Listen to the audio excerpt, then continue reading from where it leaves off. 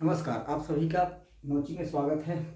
आज पहली बार हम लोग पढ़ेंगे हिंदी, और हिंदी में पढ़ेंगे हिंदी ग्रामर, समास। आपको पता है कितनी इंपॉर्टेंट चैप्टर है समास।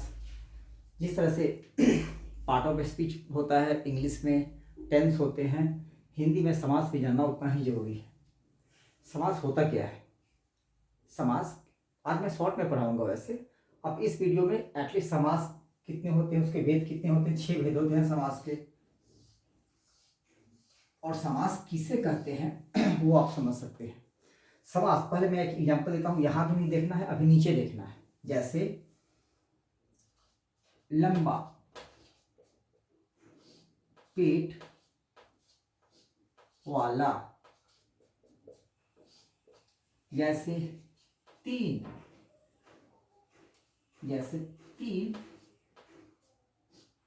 आंखों वाला। मैं ये एग्जाम्पल इसलिए लिख रहा हूं कि 1 2 3 ऐसे 3 वर्ड हैं, इसके बदले में लंबे पेट वाला को आप लिख सकते हो क्या? लंबोदर, लंबोदर। उसी तरह इसके बदले में आप लिख सकते हो त्रिनेत्र, लिख सकते हैं। ये तो आप जानते भी होंगे। मतलब कि इन शब्दों के बदले में हम इस शब्द को लिखे हैं, इन सारे शब्दों के बदले में हम सिर्फ एक शब्द लिखे हैं, ये शब्द, और यही कहलाता है समास। तो समास क्या होता है कि जब दो या दो से अधिक शब्दों से, जब दो या दो से अधिक शब्दों के बदले में एक छोटा सा शब्द जो हम लिखते हैं उसी को समास समास करते हैं। ठीक है, मतलब कि समास का जब हम विग्रह करेंगे, समास का विग्रह, विच्छेद नहीं, विग्रह। जैसे लंबोदर, तो इसका अर्थ हुआ लंबा है पेट जिसका, लंबा है उदर जिसका। त्रिनेत्र, इसका मतलब हुआ तीन आंखों वाला। ठीक है ना? तो मेरा ये कहने का मतलब है कि समास समझने से पहले इसकी परिभाषा क्या है। दो या दो से अधिक शब्दों के मेल से जो शब्द बनता है उसे समास कहते हैं। आपने पढ़ा होगा, दो या दो शब्दों या वर्णों से अधिक शब्दों से जो नया शब्द बनता है उसको समास बोलते हैं, और इस शब्द को बोलते हैं सामासिक शब्द। मतलब मेन यही समास हुआ। समास, समास, ये सारे शब्द जो हैं वो सामासिक शब्द हैं। समझ गए? अब इन सारे शब्दों जो लिखा गया है उसको, जैसे लंबोदर, तो लंबा है उधर जिसका, भला बुरा, मतलब भला या बुरा, जलवायु, जल और वायु, चंद्रमुख, चंद्रमा के समान मुख, आमरण, मृत्यु तक, यथाशक्ति, शक्ति के अनुसार, सत्याग्रह, सत्य के लिए किया गया आग्रह, जल समाधि, जल में समाधि, राजसभा, राजा की सभा, चरण कमल, चरण के समान, कमल के समान चरण, दशानन, 10 हैं सिर जिसके, त्रिनेत्र, 3 हैं आंख या नेत्र जिसका, और पाप पुण्य, पाप और पुण्य। इस तरह से तो इन शब्दों को अभी हमने व्याख्या करी उस शब्दों की, मतलब कि एक्सप्लेन करा। तो उस जब जलवायु को एक्सप्लेन किया तो सिर्फ एक शब्द है जलवायु, लेकिन जल और वायु होता है। लंबोदर तो एक शब्द है, लेकिन इसको जब विग्रह करेंगे तो होगा लंबा है उदर जिसका, पेट जिसका। ठीक है, उसके बदले में लिखा गया लंबोदर। तो ये जो शब्द है इसी को बोलते हैं समास, सामासिक शब्द। मतलब कि समास क्या होता है, जब दो या दो से अधिक शब्दों के मेल से जो नया शब्द बनता है जिसका कुछ अर्थ हो उसको बोलते हैं समास। ठीक है, और ये होते हैं कितने प्रकार के? 1 2 3 4 5 6।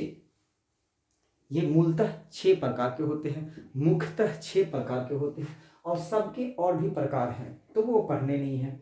अभी हम इतना भी पढ़ ले, 6 वही बहुत है, यही समझ ले, यही जरूरी है सबसे ज्यादा। तो अवयवी भाव, अब हम एक एक करके एक्सप्लेन करेंगे सबको। तो समास की परिभाषा आप कैसे लिख सकते हो कि जब दो या दो से अधिक शब्दों के मेल से जो शब्द बनता है उसको समास कहते हैं। अब हम एक्सप्लेन करते जाते हैं, यहाँ लिख दिया हूँ, यहाँ नीचे एक्सप्लेन करता जाऊंगा। जैसे अव्ययी भाव समास, तो इसमें क्या लिखा हुआ है? अव्यय। आपने पढ़ा होगा प्रत्यय और अव्यय। प्रत्यय शब्द के बाद में लगता है, अव्यय शब्द से पहले लगता है, किसी भी शब्द के पहले। जैसे मरण से पहले आ लगा दिए तो हो गया आमरण, जन्म से पहले लगा दिए आ तो आ जन्म, शक्ति से पहले लगा दिए यथा तो यथाशक्ति। तो इस तरह के जो शब्द होंगे जिसमें अव्यय पहला अव्यय होगा, पहला सबसे पहले अव्यय होगा और उस अव्यय को हटा दोगे तो वो एक शब्द होगा जिसकी मीनिंग होगी, तो उसको बोलते हैं अव्ययी भाव समास। समझ गए?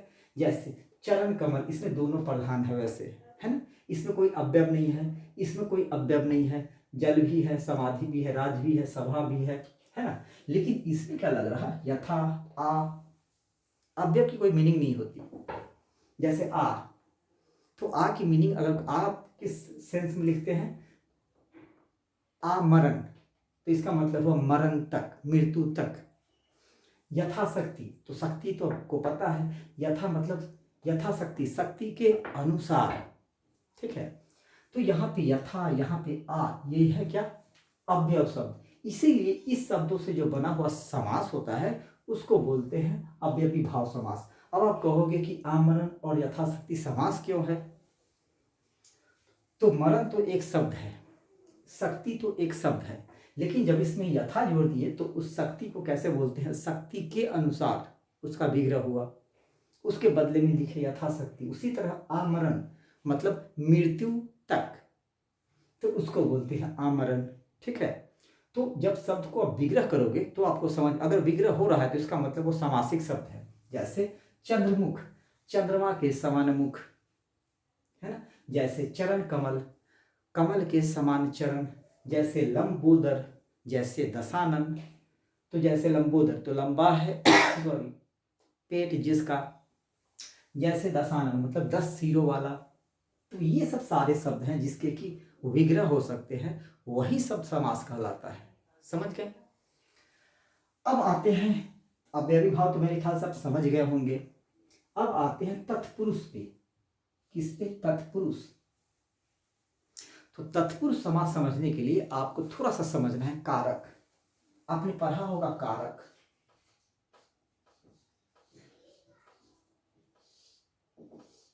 इंग्लिश में आप पढ़े होंगे क्या, टेंस। इंग्लिश में पढ़े होंगे पार्ट ऑफ स्पीच, है ना। तो बड़ा ही इंपॉर्टेंट चैप्टर है वो इंग्लिश ग्रामर का, और टेंस पार्ट ऑफ स्पीच में टेंस सबसे इंपॉर्टेंट है। तो उसी तरह हिंदी ग्रामर में ये कारक बहुत ही इंपॉर्टेंट है, इसके बिना आप वाक्य बना ही नहीं सकते। समझ गए? इसके बिना वाक्य बनाना करीब करीब इम्पॉसिबल है ना। कुछ ही वाक्य है जिस जो कारक के बिना नहीं बनता है, बन जाता है, वरना सारे वाक्य कारक उसमें होते ही हैं। जैसे लक्ष्मण कौन थे, रावण कौन था, तो आंसर क्या दोगे, लक्ष्मण सीता के पति थे, सॉरी लक्ष्मण राम के भाई थे, सॉरी राम सीता के पति थे लक्ष्मण, तो लक्ष्मण क्या हो गए, राम के भाई थे। लक्ष्मण सीता के देवर थे। लक्ष्मण दशरथ के पुत्र थे। तो मैं यहाँ जैसे आंधी आई पेड़ से फल गिर गया, तो पेड़ से फल गिरे। जैसे उसका दोस्त, राम का दोस्त श्याम है। जैसे उसने नदी में छलांग लगाई। जैसे टेबल पर मार्कर रखा हुआ है। जैसे बोर्ड पर हम लिख रहे हैं। जैसे बिस्तर पे हम सोए हुए हैं। जैसे बहुत सारे हैं, काके की, के लिए, मी पर, ये सब आपने पढ़ा होगा, वो कारक है, ठीक है। तो जिस समास को मैं इतना एक्सप्लेन इसलिए कर रहा हूं ताकि इसे आप समझ सको, और किसी भी शब्द को अगर पूछे समास है कि नहीं है या कौन सा समास है, तो बस आपको विग्रह करना आना चाहिए। समझ के आप बिल्कुल बता दोगे कि कौन सा समास है, बस याद होना चाहिए।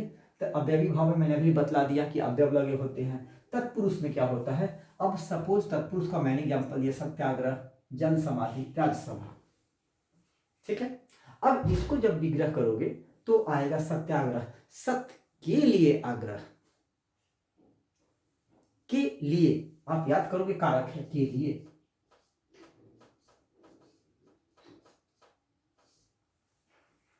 ठीक है। चरण कमल, चरण कमल, कमल के समान चरण, तो वहां पे भी के आ गया। लंबोदर, लंबे पेट वाला, ठीक है, लंबोदर, ये तो गलत आ गया, चरण कमल ये तो गलत आ रहा, तभी तो विग्रह करने के बाद लंबे पेट वाला यहाँ पे काके की आ नहीं रहा, चरण कमल चरण के समान कमल, तो ऐसे नहीं, यहाँ पे चरण कमल चरण के समान कमल आ गया, तो ये हम पढ़ेंगे, ये तो हो गया कर्मधारय, ये हम पढ़ेंगे। अब हम पढ़ते हैं जल समाधि, तो जल में समाधि, राजसभा, राजा की सभा, है ना, राजकुमार, राजा का बेटा, कुमार मतलब बेटा, इस तरह से जो हो, जब आप विग्रह करोगे उसे, जब विग्रह करने के बाद ये कारक वाले चिन्ह, किसके कारक वाले चिन्ह आपको नजर आए, कारक वाले चिन्ह नजर आए, कर्ता कर्म कर्म संप्रदान संबंध आपादान संबंध अधिकरण संबोधन, इनके सारे चिन्ह होते हैं। कर्ता ने कर्म को ऐसे पढ़ा होगा, संबंध का के इस तरह से पढ़े होंगे, तो वो सारे चिन्ह जब विग्रह करने के बाद आए तो उसका मतलब हुआ कि वो तत्पुरुष समास है। कौन सा? तत्पुरुष, ठीक है।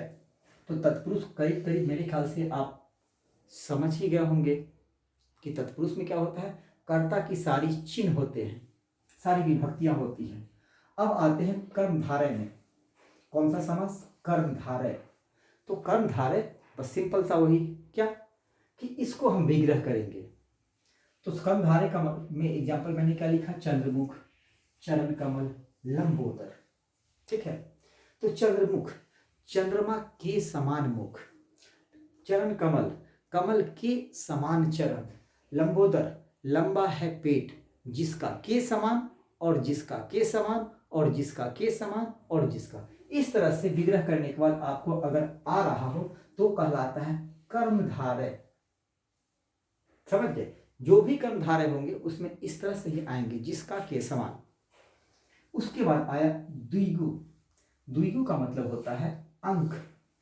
सबसे पहले शब्द के पहले अंक होंगे, ठीक है। तो द्विगु में क्या होता है? अंक, जैसे त्रि 3, दशानन 10, है ना, चतुर्भुज 4।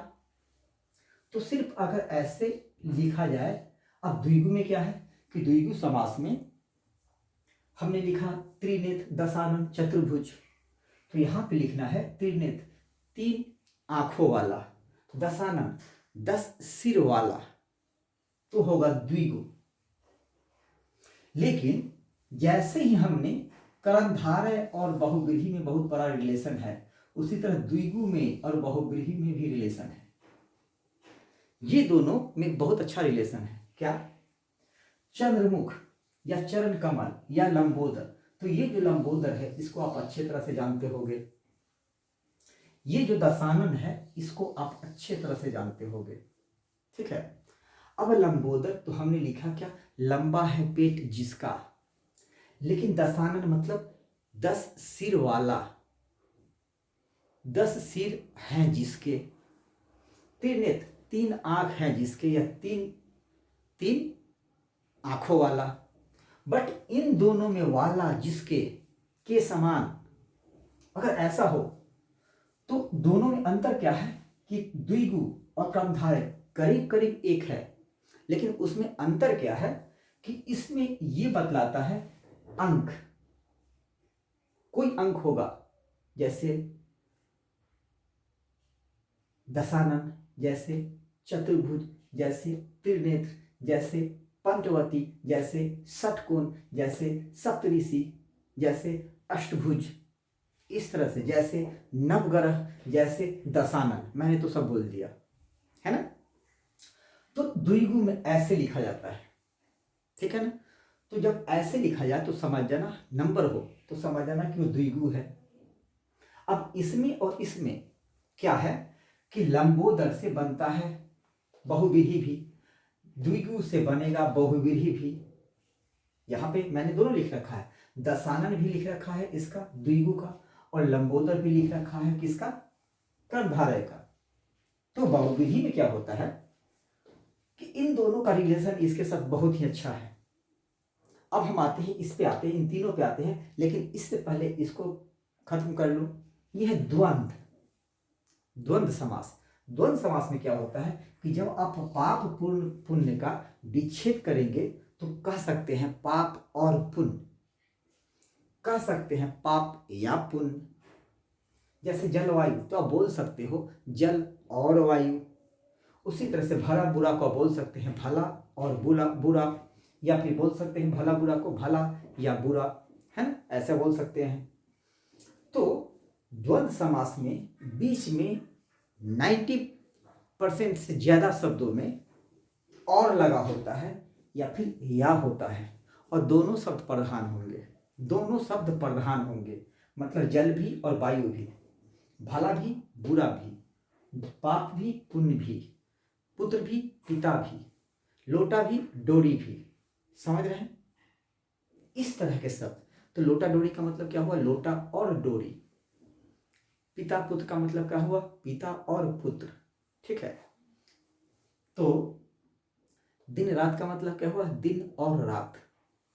पाप पुण्य का मतलब क्या हुआ, पाप और पुण्य। भला बुरा का मतलब क्या हुआ, भला या बुरा। तो अगर इस टाइप का हो जिसमें और या आ लग जाए विग्रह करने के बाद, वो कहलाता है द्वंद्व। तो द्वंद्व में तो कोई दिक्कत नहीं है, तो इजी है, एकदम इजी है। और द्विगु में कोई दिक्कत नहीं है क्योंकि उसमें सिर्फ नंबर लगा होता है। जैसे द्वि, त्रि, चतुर, पंच, षष्ठ, सप्त, अष्ट, नौ, 10, हर एक शब्द में पहले लगा होगा, उपसर्ग की जगह पे वही लगे होंगे, तो उसको बोलते हैं द्विगु।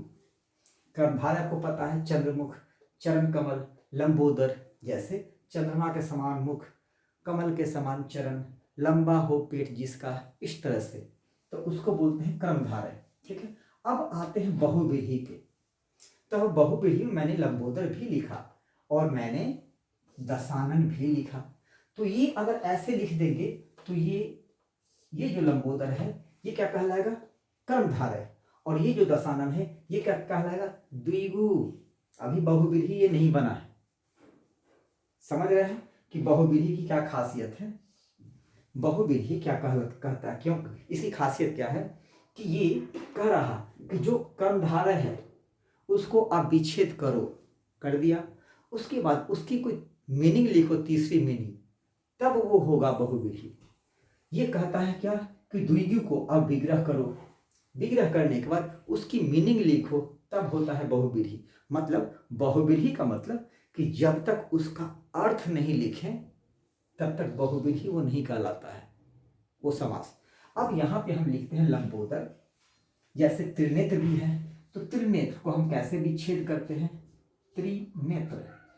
तो आप इसको लिखेंगे तीन नेत्रों वाला या आंखों वाला। नेत्र पर्यायवाची है आंख का, तो क्या लिखते हैं, तीन आंखों वाला। और ब्रह्मांड में तीन आंख किसके हैं, शिव के, है ना, महादेव के हैं सिर्फ तीन आंख है, अर्थात शिव। तो यहां पे लिखोगे जब आप अर्थात शिव, तभी कहलाएगा ये बहुव्रीहि। अगर ये नहीं लिख रहे हो, अगर ये नहीं लिख रहे हो, ठीक है, सिर्फ विग्रह करके छोड़ रहे हो, तो त्रिनेत्र, त्रि है तो ये होगा द्विगु। उसी तरह से अगर हम लिखें लंबोदर, आपने लिख दिया लंबोदर, बस आप ध्यान से वीडियो को सुनना, लिखने से ज्यादा सुनने में समझोगे। ठीक है। हो सकता है बोलने में कुछ कभी कभी गलती हो जाए तो मैं उसको सुधार लूंगा, उसको नहीं ग्रैब करना है, आपको सिर्फ देखना है ना। लंबोदर मतलब लंबा है उदर जिसका, लंबा पेट वाला, ऐसे लिख सकते हो आप। या लंबा है पेट जिसका, तो जिसका तक लिखोगे तो बहुव्रीहि नहीं होगा। अब लंबा पेट वाला या लंबा है पेट जिसका, अगर ऐसे लिखने के बाद आप इधर लिखते हो अर्थात, अर्थात श्री गणेश, गणेश जी का पेट है लंबा। अब हुआ ये बहुव्रीहि। अगर ये नहीं लिखते हो तो बहुव्रीहि नहीं होता है। ठीक है। जैसे दशानन, दशानन, तो यहाँ पे लिखा हमने दशानन, यहाँ पे लिखेंगे 10 सिरों वाला, अर्थात अब हम लिखेंगे अर्थात रावण। अब ये बना बहुव्रीहि। ठीक है, तो आज हमने क्या सीखा इस छोटी सी वीडियो में। टाइम कितना है हमें नहीं पता, लेकिन मैंने छोटा ही समझाया है, ठीक है, ताकि दिमाग में समझ में आ सके। और मैंने कोशिश करी है, पहली कोशिश करी है हिंदी समझाने की। हमें नहीं पता कि मैं कैसे समझा पाया हूँ, लेकिन फिर भी जहाँ तक हो पहली कोशिश में तो आपको कुछ तो समझ में आया ही होगा। एक बार मैं फिर इसको दोबारा रिकैप करवा देता हूँ। समास का मतलब होता है छोटा, संक्षिप्त, बड़े वाक्यों को या बड़े शब्दों को, 2-3 शब्दों को जोड़ के जो आप लिखते हो, जैसे ये यहाँ से यहाँ तक लिखे, इसके बदले में हमने ये लिख दिया, इसके बदले में हमने ये लिख दिया, 10 सिरों वाला के बदले में रावण लिख दिया।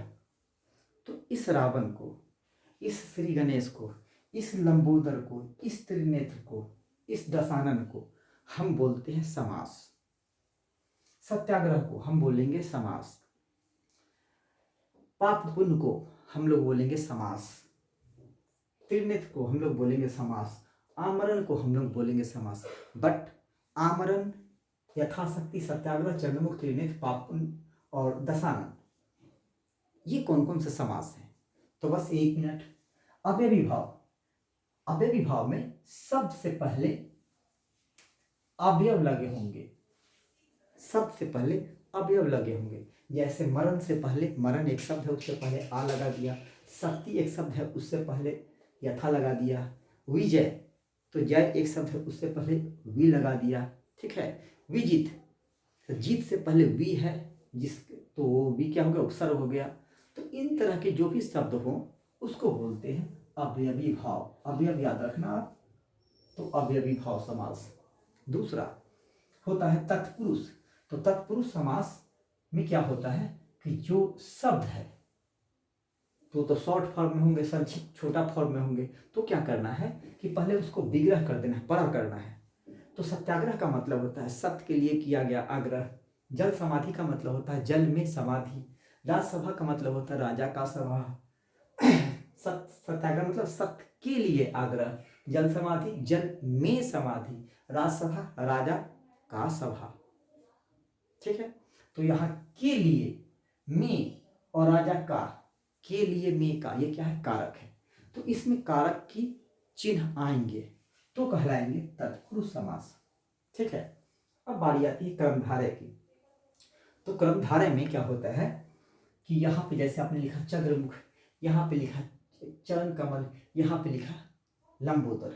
ठीक है, तो चंद्रमुख, अब हम लिख दे चंद्रमा के समान मुख, उतना ही तक लिख दें तो कहलाएगा कर्मधारय। अब 1 मिनट यहाँ पे और मैं लिख दूं कि चंद्रमुख, अगर आप ऐसे लिखते हो चंद्र मुख और यहाँ पे लिख दिए चंद्रमा के समान मुख, अगर इतना ही लिखे तो होगा कर्मधारय। समझ गए? जैसे चरण कमल, जैसे लंबोदर, जैसे लंबोदर यहाँ पे लिखे आप लंबोदर और लिख दिए यहाँ पे लंबा है पेट जिसका, बस इतना ही लिखे तो कहलाएगा कर्मधारय। लेकिन जहां लिख दिए अर्थात गणेश तो हो गया बहुव्रीहि। क्लियर? समझ गए? अब आते हैं द्विगु में। द्विगु से कर्मधारय बनता है, सॉरी द्विगु से बहुव्रीहि बनता है और कर्मधारय से भी बहुव्रीहि बनता है। लेकिन बहुव्रीहि कब बनता है? जब उसके विग्रह करने के बाद कोई तीसरा, कोई अलग मीनिंग आए उसके, है ना। जैसे यहाँ पे द्विगु में क्या लिखा, त्रिनेत्र, दशानन। तो द्विगु में जो पहला, ये जो 10 त्रि है, चतुर, पंच, षष्ठ, सप्त, अष्ट, 9 ऐसे शब्द होंगे, वहीं से यही सब शब्दों से स्टार्ट होंगे, वो स्टार्टिंग में ही होंगे, वो पूर्व पद यही होगा, तो कहलाता है द्विगु। नंबर में होंगे, एक्सप्लेन कर दिए फिर भी कोई बात नहीं है, लेकिन नंबर में होंगे वो। जैसे 3 नेत्रों वाला बस छोड़ दिया तो कहलाएगा द्विगु, मतलब त्रिनेत्र। और लिख देंगे दशानन, 10 सिरों वाला 10 यहाँ शुरुआत किए हो तो होगा द्विगु। यहाँ पे लंबोदर तो लंबे पेट वाला तो होगा कर्मधारय, क्योंकि लंबा, और यहाँ पे शुरुआत किससे हुई 10 से, ठीक है। तो यहाँ पे भी लंबे पेट वाला, यहाँ पे है 10 सिरों वाला, तो यहाँ भी वाला यहाँ भी वाला, बट दोनों में अंतर क्या है कि यहाँ लंबा से शुरू किए हैं और यहाँ नंबर से शुरू किए हैं। तो जब आप नंबर से शुरू करेंगे तो कहलाएगा द्विगु समास, ठीक है। अब आते हैं द्वंद्व, सबसे आसान, बस उसकी विग्रह करो। जलवायु जल और वायु, पिता पुत्र पिता और पुत्र, दिन रात रात दिन और रात, भला बुरा भला और बुरा, तो या भला या बुरा, तो कहलाता है द्वंद्व। इसमें और या जनरली होंगे ही। उसके बाद बारी आती है बहुव्रीहि समास की। बहुव्रीहि समास क्या होता है, अब इससे कर्मधारय और द्विगु समास का जब विग्रह करने के बाद हम इस तरह से चंद्रमा के समान मुख हो जिसका, तो ये चंद्रमुख है, तो इसको तो चंद्रमा के समान किसका मुख है, चंद्रमा के समान किसका मुख है वो नहीं पता। अब लेकिन ये तो पता है हमें कि लंबोदर, आप तो ये तो लिख सकते हो कि लंबोदर किसको बोलते हो आप, आपको ये तो पता है कि दशानन किसको बोलते हो आपको ये तो पता है पीताम्बर किसको बोलते हो आप, है ना। पीला वस्त्र धारण करने वाला, या पीला है वस्त्र जिसका, अर्थात विष्णु, है ना। बिना पानी अर्थात सरस्वती, अगर लिख दिए तो हो गया क्या, बहुव्रीहि। लेकिन लिखिए बीना है जिसके हाथ में, तो क्या हो गया, कर्मधारय, समझ गए, क्योंकि बीना से शुरुआत हुई है ना। उसी तरह त्रिनेत्र, 3 आंखों वाला, अगर लिख के छोड़ दिए तो क्या हुआ, त्रिनेत्र द्विगु समास। लेकिन 3 आंखों वाला लिखने के बाद हम अर्थात शिव महादेव लिख दिए तो क्या कहलाया, बहुव्रीहि समास, ठीक है। चलिए धन्यवाद। अगर वीडियो पसंद आई तो प्लीज़ लाइक और दोस्तों के साथ शेयर जरूर कीजिएगा, सब्सक्राइब कीजिएगा, और भी हम अच्छे वीडियो बनाएंगे, इससे भी अच्छे बनाएंगे। अभी तो शुरुआत है। Thank you.